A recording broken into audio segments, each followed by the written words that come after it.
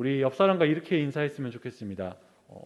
좀 저는 더 붙어 계실 줄 알고 준비를 했는데요. 가까이서 보니까 참 멋지십니다.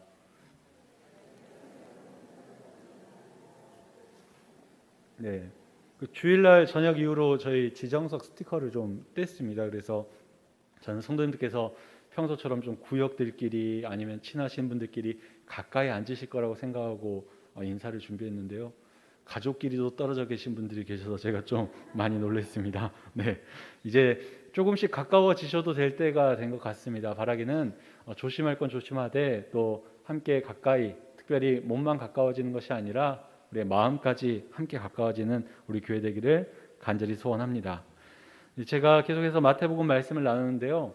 지난번에 좀 기간이 지났지만 지난 시간에 예수님께서 마태복음 13장 말씀을 통해서 첫 번째로 하나님 나라에 대해서 비유하신 말씀을 우리가 함께 나누었습니다. 4가지 땅에 떨어진 씨의 모습을 통해서 우리가 좋은 땅이 되어야 한다라는 것을 함께 말씀을 통해서 나누었었습니다.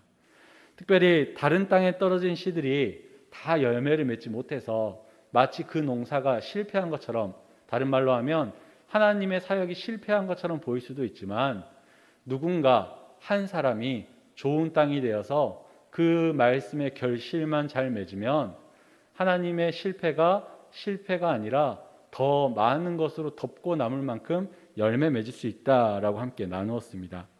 바라기는 오늘 말씀을 듣는 우리가 말씀을 듣는, 즉 씨가 뿌려지는 것으로 끝나는 것이 아니라 우리가 좋은 땅 되어서 그 말씀에 30배, 60배, 100배로 결실을 맺어서 우리 교회 회복을 위해 크게 쓰임받는 저와 여러분 되기를 간절히 소원합니다. 오늘 우리가 함께 읽은 본문 말씀은요, 지난 본문에 이어서 예수님께서 하나님 나라에 대해서 두 번째로 보여주신 비유의 말씀입니다. 일반적으로 우리는 이 비유를 곡식과 가라지 아니면 알곡과 가라지, 밀과 가라지 비유라고 부르곤 합니다. 그리고 이 비유에 대해서 아마 한국교회에서 참 많은 설교가 있었던 것을 저는 잘 알고 있습니다. 제가 이제 교회 학교에서부터 커오면서 이 비유에 대해서 정말 많이 들어왔던 것을 저도 기억하고 있습니다. 특별히 이 비유에 대해서 설교를 들을 때 이런 설교를 참 많이 들었던 것 같습니다. 교회 안에 알곡과 가라지가 있다. 그리고 알곡과 가라지 중에 알곡은 구원받지만 가라지는 지옥 간다. 그러니까 알곡이 되어야 한다라는 설교를 참 많이 들었던 것 같습니다. 그래서 이런 설교를 들으면요, 교회 학교 다닐 때도 그렇고 커서도 그렇지만 지옥 가기 싫어서 내가 알곡 돼야 되겠다라는 마음이 제 안에도 있었던 것 같습니다. 두려움 때문에 내가 알곡 돼야 되겠구나, 열심히 해야 되겠구나, 그런 마음이 저에게 있었던 것 같습니다. 물론 이러한 해석이 틀린 것은 아닙니다. 거짓말도 아니고요. 교회 안에 있다고 해서 모두가 구원받는 건 아닌 게 사실이기 때문입니다. 하지만 오늘 이 비유가 원래 예수님께서 처음 말씀하셨을 때 어떤 의미로 말씀하셨는지를 먼저 아는 것이 이 비유를 더 깊이 깨닫는 길인 줄로 믿습니다. 그래서 오늘은 예수님께서 지금 한국교회 성도들을 향해 말씀하신 것뿐만 아니라 당시에 왜 이 비유를 그들에게 이야기하셨는지 함께 말씀을 통해 나누고, 그 가운데 하나님께서 원하시는 하나님의 나라가 어떠한 곳인지, 또 그 하나님의 나라를 살아갈 우리는 어떻게 살아가야 될지 함께 말씀 속에 나누는 시간 되기를 간절히 소원합니다. 오늘 말씀을 보면요, 사실 이 비유는 우리가 전에 나누었던 비유와 마찬가지로 예수님께서 직접 그 해석을 이어서 알려주신 비유입니다. 그래서 우리가 읽은 본문에서는 알곡, 가라지, 씨, 그 다음에 나쁜 사람, 또 씨 뿌린 주인이라고 나와 있지만 예수님께서 해설해 주신 그 내용을 보면 이러한 것들이 무엇인지를 잘 보여주고 있습니다. 마태복음 13장 37절부터 39절 말씀인데요, 오늘 본문은 아니지만 우리가 이 비유를 좀 더 이해하기 위해서 함께 읽도록 하겠습니다. 함께 읽겠습니다. 시작.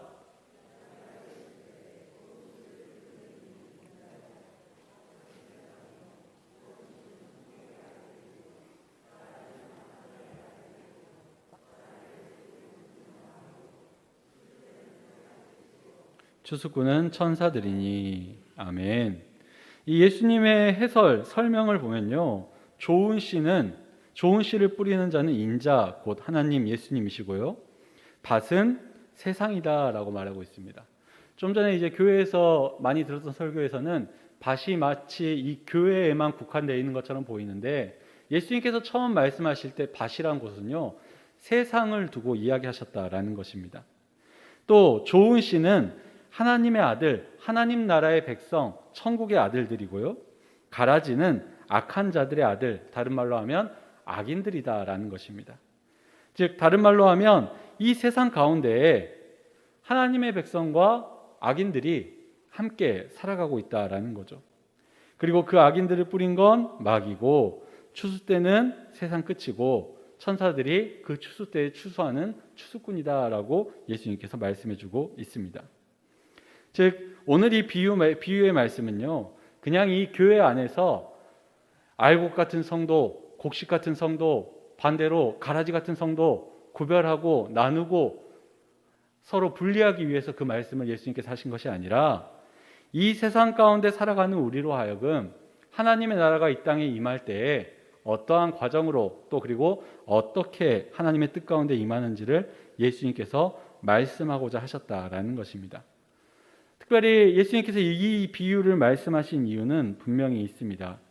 당시에 예수님을 따랐던 많은 사람들이 있었죠. 그리고 예수님이 하나님의 아들이고 메시아다라고 생각했던 사람들이 많이 있었습니다. 그리고 이 유대인들은요, 이런 생각을 가지고 있었습니다.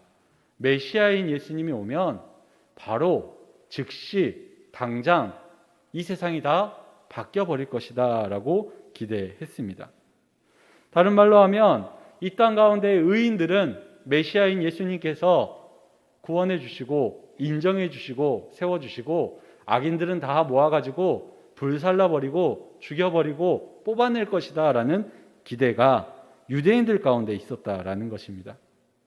그래서 메시아가 오면 이제 더 이상 눈에 가시 같은 저 악인들이 내 눈에 보이지 않게 될 것이다 라는 기대를 가지고 그들이 살았었죠. 그리고 예수님을 따랐습니다. 그런데 문제는 무엇이냐면 예수님이 오셔서 공생의 사역을 하시는 중에 그런 일들이 일어나지 않았다라는 것이죠. 즉시 뭔가 변할 줄 알았는데 예수님이 오셨는데 아무것도 변하지 않는 것입니다. 악인들은 여전히 많이 있고 악인들은 여전히 잘 되고 악인들은 여전히 나를 괴롭히고 악인들은 여전히 세상 가운데 존재했습니다. 그러니까 당시에 유대인들이 이런 생각을 했습니다. 아니 예수님은 하나님의 나라가 왔다라고 선포하시더니 왜 아무런 변화가 없는 걸까? 예수님이 하나님의 아들이고 메시아다라고 말하더니 왜 이 세상에 아무런 변화를 주지 않는 것일까? 지금 즉시 저 가라지 같은 인간들을 그냥 다 뽑아다가 모아가지고 불살라 버렸으면 좋겠는데 왜 아무것도 하지 않으실까? 라는 그들의 마음이 있었다라는 것이죠. 메시아를 기다리던 유대인들 또 예수님을 따르던 유대인들과 제자들이 이러한 생각을 가지고 있었다라는 것입니다. 알곡과 가라지를 구별해서 빨리 가라지들을 없애버리고 싶은, 그러면 하나님의 나라가 완성될 것이다 라는 생각을 가지고 있었다라는 것이죠. 그런 그들을 향해서 오늘 예수님께서 이 비유를 통해 하나님 나라가 어떤 곳인지를 말씀해 주고 있는 것입니다. 그렇다면 예수님은 이들을 향해서 어떻게 말씀하시는지 우리가 다시 한 번 더 이 비유를 살펴보고자 합니다. 먼저 오늘 말씀을 보면요, 한 사람 주인이 밭에 좋은 씨를 뿌렸습니다. 그런데 밤사이에 원수가 밭에 가라지 씨를 뿌려놓고 갑니다. 그래서 그 밭에서 좋은 씨의 열매, 좋은 이삭만 자랄 줄 알았더니 가라지가 밭에서 함께 자라게 되었습니다. 그리고 그 주인 밑에서 일하던 종들이 한창 성장하고 있는 이 곡식 이삭과 가라지를 보게 됩니다. 그리고 종들이 주인에게 가서 말합니다. 오늘 말씀 27절과 28절 말씀인데요, 함께 읽어보도록 하겠습니다. 함께 읽겠습니다. 시작.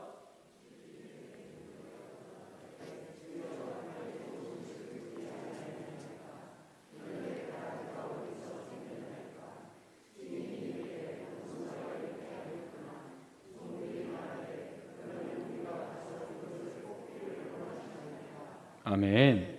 이 종들이 주인에게 와서 보여주고 있는 모습, 그리고 종들이 주인에게 말하는 이렇게 농사를 할까요? 라고 묻는 모습은 아주 상식적인 이야기를 하고 있습니다. 지금 곡식들 사이에서, 밀 사이에서 잡초, 가라지가 자라고 있으니까 뽑는 것이 당연하다라는 것입니다. 그것이 우리가 아는 농사의 아주 기본적인 일이고요, 아주 상식적인 원칙입니다. 왜냐하면 잡초, 가라지는 밀이 자라는 것을 방해하는 존재이기 때문입니다. 그렇기 때문에 이 가라지를 빨리 뽑아가지고 밀이 잘 성장하도록 이 밭을 갈아엎어야 한다라는 것입니다. 그렇게 하면 나중에 추수할 때 밀 수확량이 지금 가라지들 같이 자라는 것보다 더 많아질 것이기 때문에 이 종들은 주인에게 말하고 있는 것이죠. 가서 뽑을까요? 제가 주인이었다면 이 종들에게 이렇게 말했을 것 같습니다. 그래, 착하고 충성된 종들아, 그 잡초 뽑는 거 힘든데 먼저 와서 말해주니까 너무 좋다. 가서 뽑아라. 너무나도 상식적이고 너무나도 당연한 모습 아니겠습니까? 그런데 주인의 대답이 좀 이상합니다. 오늘 비유에 나온 주인이 좀 이상하게 대답을 합니다. 아주 상식적이지 않고요, 아주 원칙적이지 않은 이야기를 하고 있습니다. 29절 말씀인데 우리가 함께 읽도록 하겠습니다. 함께 읽겠습니다. 시작.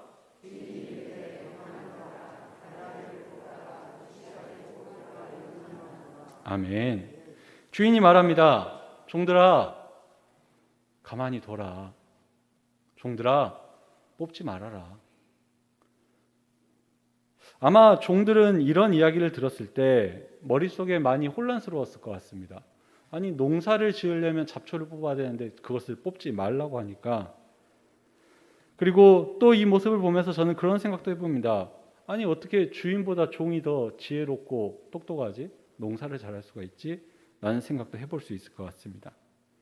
그런데 지금 주인이 이 가라지들을 뽑지 말고 가만히 두라라고 말하는 데는 분명한 이유가 있습니다. 농사를 몰라서 그러는 것이 아니라 목적이 있다라는 것입니다. 주인이 종들에게 가만히 두라, 가라지를 뽑지 말아라 라고 말하는 유일한 이유가 있는데요, 그것은 가라지 뽑다가 곡식까지 뽑힐까 염려하기 때문이다라는 것입니다. 가라지만 뽑힌다면 뽑으라고 말하겠지만 가라지 뽑다가 곡식 하나라도 잃을까 봐 염려되어서 뽑지 말고 그냥 두라라고 주인이 이야기하고 있는 것입니다. 사실 이 말씀을 준비하면서 제가 농사를 지어본 세대가 아니다 보니까 밀하고 가라지, 독보리라고도 하더라고요. 이게 어떻게 생겼는지 잘 몰라서, 정확하게 몰라서 인터넷으로 검색도 해봤습니다. 물론 자세히 보니까 많이 다르게 생기긴 했더라고요. 그리고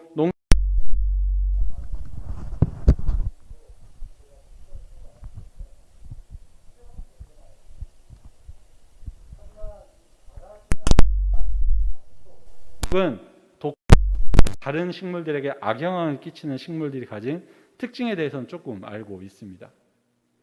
저도 그래도 봉사활동도 해봤고요, 또 단기 선교 가서 이렇게 잡초 뽑는 일도 좀 해봤거든요.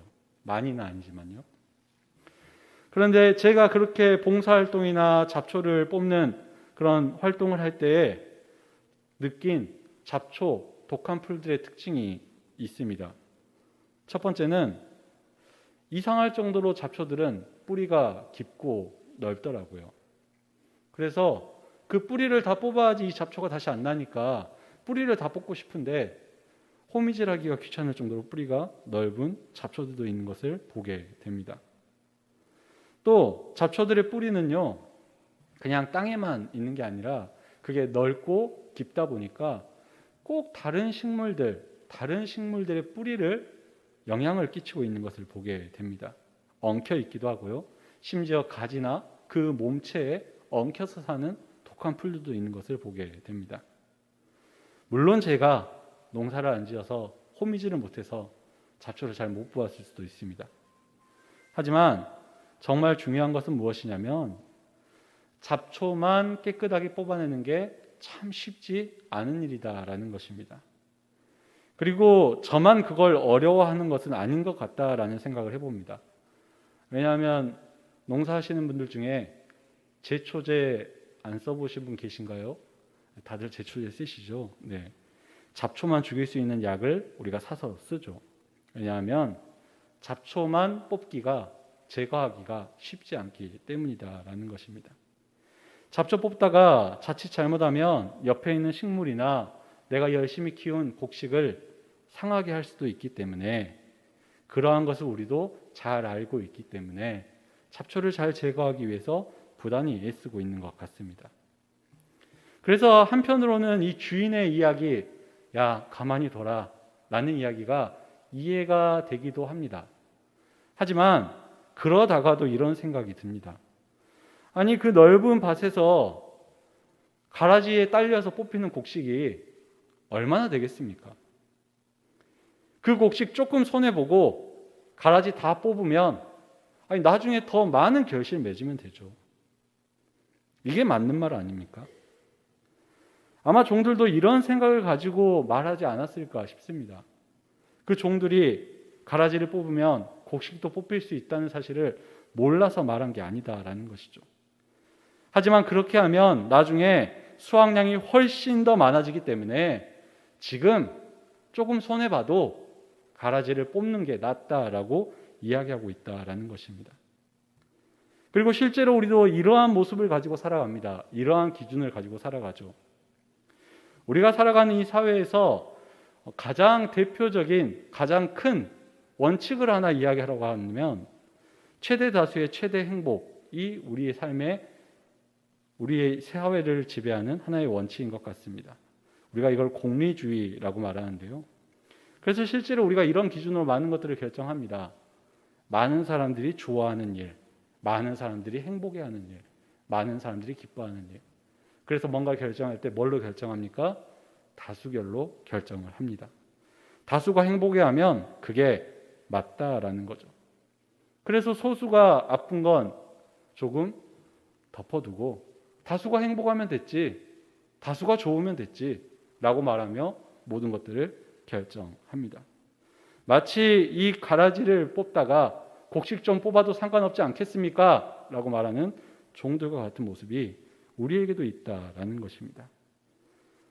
하지만 이 말씀에 나온 주인의 생각, 비유에 나온 주인의 생각은 완전히 다릅니다.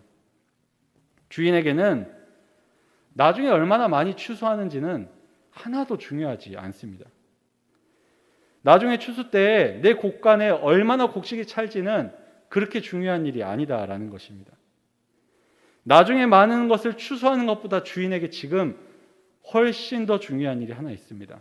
그게 뭐냐면 지금 자기 밭에서 자라고 있는 그 곡식을 단 하나도 잃지 않겠다는 그의 마음인 것입니다. 그것이 바로 주인의 마음인 것이죠. 그리고 해설에 나온 대로, 설명에 나온 대로 그게 바로 예수님의 마음인 줄로 믿습니다. 그리고 그런 마음과 그런 뜻으로 통치되는 곳이 바로 하나님의 나라다라는 것이죠. 한 사람도 포기하지 않는, 이를 위해서 사랑과 인내로 통치하는 곳, 하나님이 그렇게 만들어가는 곳이 바로 하나님의 나라다라는 것입니다. 그리고 하나님께서 이러한 마음으로 지금까지 이 세상을 이끌어 오셨기에 지금 저와 여러분이 이 자리에 있는 것 아니겠습니까? 사실 이 가라지와 알곡의 비유, 밀의 비유를 이야기할 때 여러분은 자신이 어디에 가깝다고 생각하십니까? 사실 우리 모습 가운데 가라지와 같은 모습이 너무나도 많지 않습니까? 세상에서 살아가는 동안 이웃에게, 가족에게, 친구에게 혹은 나와 함께 일하는 동료들에게 피해를 주기도 하고 또 이웃의 것을 때로는 빼앗기도 하고요. 때로는 내가 더 높아지기 위해서 이웃을 어쩔 수 없다라는 이유로 밟기도 하고요.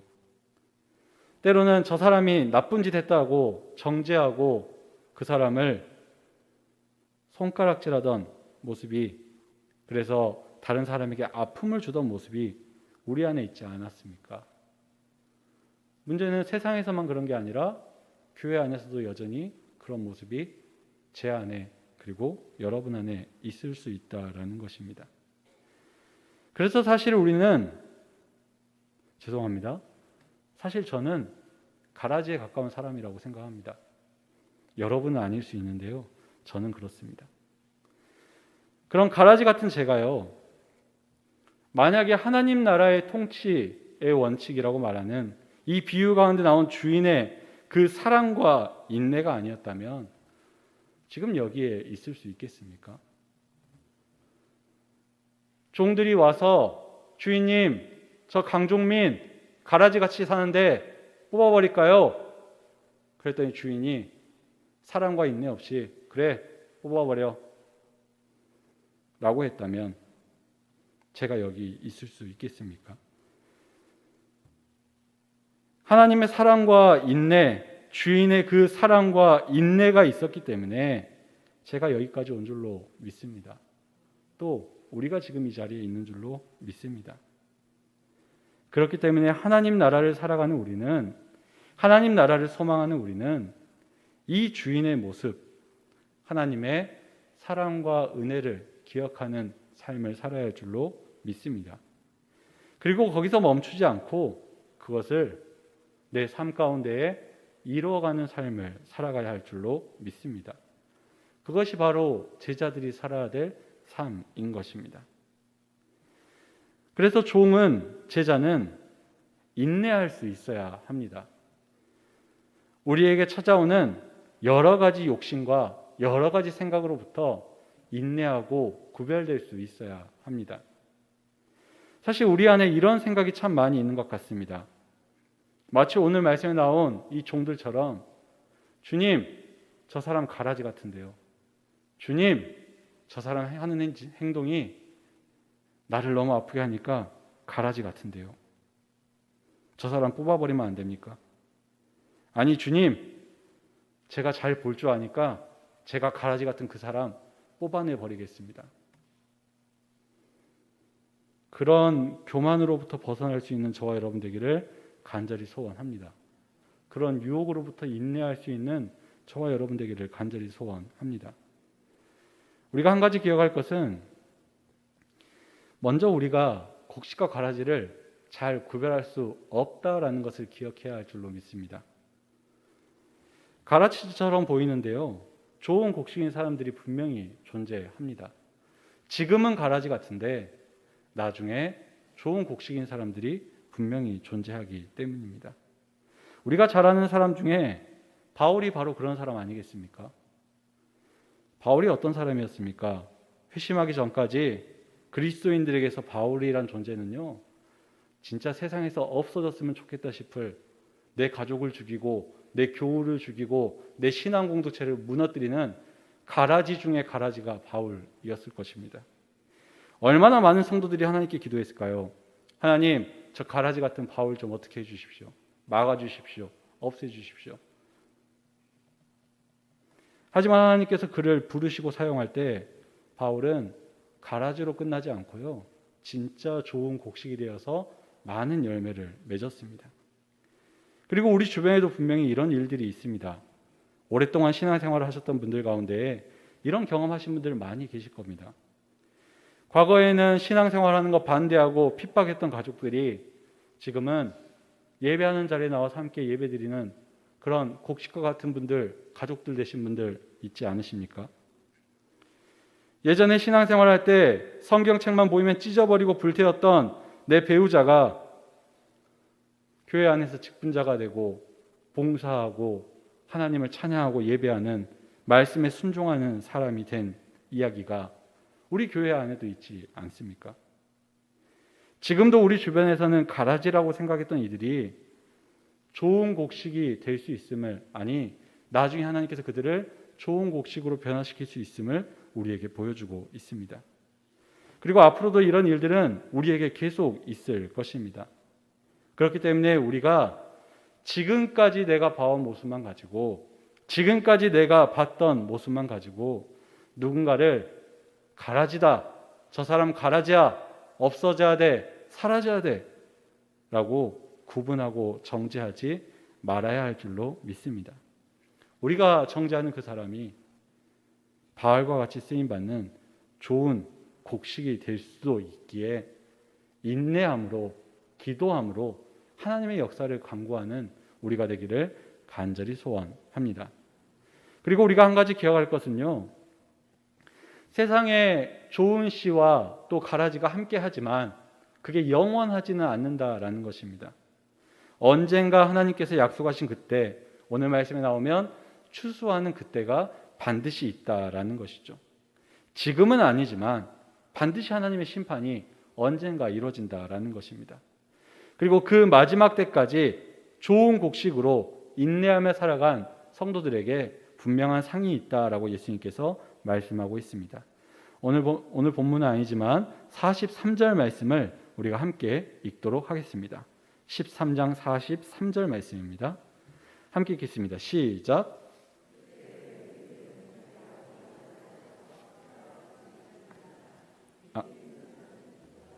아멘. 예수님께서 이렇게 말씀하십니다. 추수 때에 잘 견디고 곡식으로 남은 그 사람은, 그 의인들은 하나님 나라에서 해와 같이 빛날 것이다 라고 예수님께서 약속해 주고 있습니다. 마지막 때 곧 하나님께서 직접 모든 것을 구별하시고 구원하신 그때에 좋은 곡식과 같은 성도는 하나님 나라에서 하나님의 영광을 보고 그 영광을 누리게 될 줄로 믿습니다. 하나님의 나라가 완성될 때에 그 의인들에게 하나님께서 약속하신 그 보상을 허락해 주실 줄로 믿습니다. 그러니까 간절히 바라기는 이제 그 하나님의 때를 기다리며 하나님 나라의 완성을 사모하며 인내하며 살아갈 수 있는 저와 여러분 되기를 간절히 소원합니다. 때로는 내 주변에 가라지 같은 사람이 있어도 인내하며 기도할 수 있는, 하나님께서 그 사람을 좋은 곡식과 같이 변화시켜 주시기를 기도할 수 있는 저와 여러분 되기를 소원합니다. 더 나아가서 그러한 인내를 할 수 있는 그 힘이 우리에게 충만하기를 소원합니다. 사실 가라지 보면서 인내한다는 게 쉬운 일은 아니죠. 미운 사람 한 번은 용서할 수 있죠. 2번 용서할 수 있습니다. 좀 착하면 한 4번까지 용서할 수 있을 것 같습니다. 그런데 끝까지 용서하고 인내하기가 참 어렵습니다. 그런데 우리가 그렇게 인내할 수 있는 한 가지 길이 있다면, 오늘 이 말씀에 나온, 이 비유에 나온 주인의 그 마음, 그 생각, 그 뜻을 우리 안에 세울 때에, 품을 때에 우리가 인내할 수 있게 될 줄로 믿습니다.